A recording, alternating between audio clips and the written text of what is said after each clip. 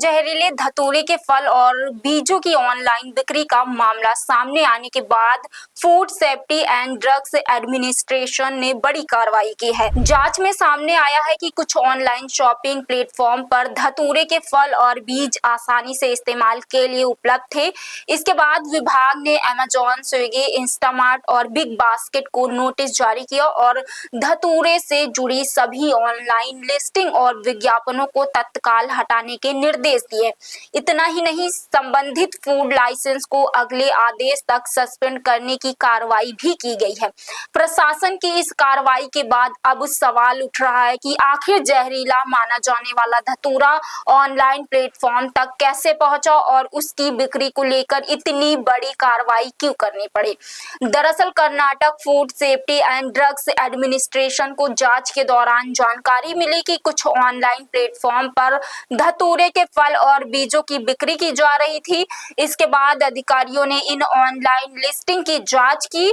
जांच में सामने आया कि कुछ प्रोडक्ट ऐसे तरीके से लिस्ट किए गए थे जिनके आसानी से इस्तेमाल की संभावना बन रही थी। इतना ही नहीं, कुछ पैकेटों पर FSSAI लाइसेंस या रजिस्ट्रेशन नंबर भी दर्ज पाया गया। विभाग ने इस पूरे मामले को गंभीर खाद्य सुरक्षा उल्लंघन माना और संबंधित कंपनियों के खिलाफ कार्रवाई शुरू कर दी।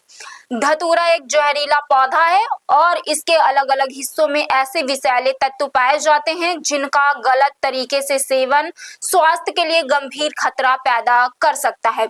यही वजह है कि खाद्य सुरक्षा अधिकारियों ने इसके आसानी इस्तेमाल को लेकर चिंता जताई है। विभाग का कहना है कि किसी ऐसे पदार्थ को खाद्य उत्पाद के रूप में बेचना या इस तरह प्रदर्शित करना जिससे वह आसानी से उपभोग के लिए उपलब्ध नजर आए, लोगों की सुरक्षा के लिए बड़ा जोखिम बन सकता है। इसी आधार पर अथॉरिटी ने ऑनलाइन प्लेटफॉर्म को तत्काल ऐसी सभी लिस्टिंग हटाने के निर्देश दिए हैं।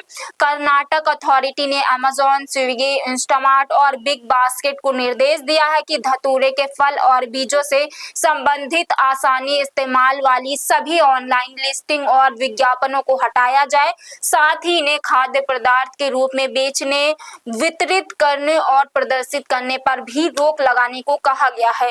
विभाग ने संबंधित फूड लाइसेंस को अगले आदेश तक सस्पेंड करने के निर्देश भी दिए हैं। इसका मतलब साफ है कि प्रशासन इस मामले को केवल एक सामान्य ऑनलाइन प्रोडक्ट की लिस्टिंग नहीं बल्कि खाद्य सुरक्षा और लोगों की सेहत से जुड़ा गंभीर मामला मान रहा।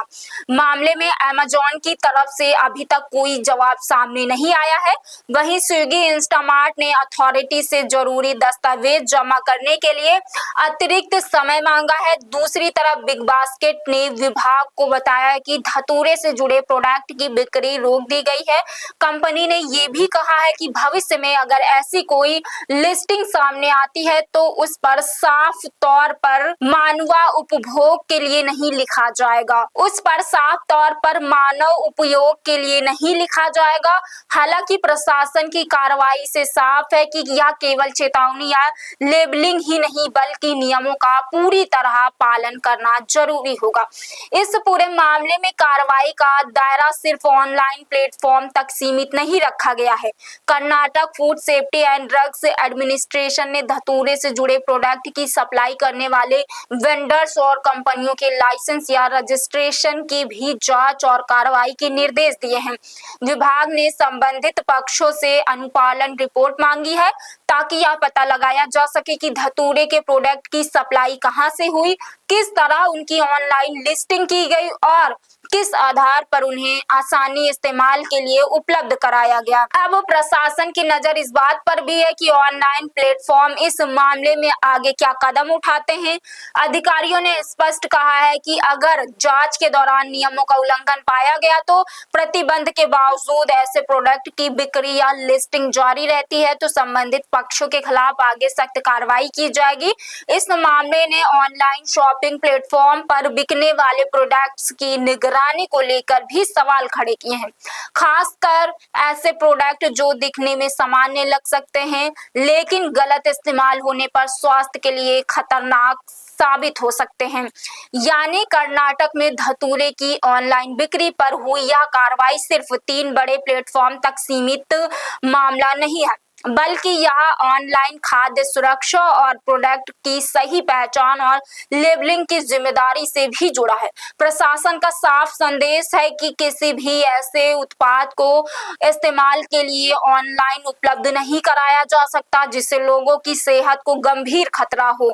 अब देखना होगा कि जांच आगे बढ़ने के बाद किन वेंडर्स और कंपनियों पर कार्रवाई होती है और अमेज़न समेत संबंधित प्लेटफॉर्म इस मामले पर क्या आधिकारिक जवाब देते हैं। फिलहाल इस खबर में इतना ही। आप देख रहे हैं इंडिया 24x7 लाइव टीवी और मैं हूं आपके साथ प्रियंका सोनकर।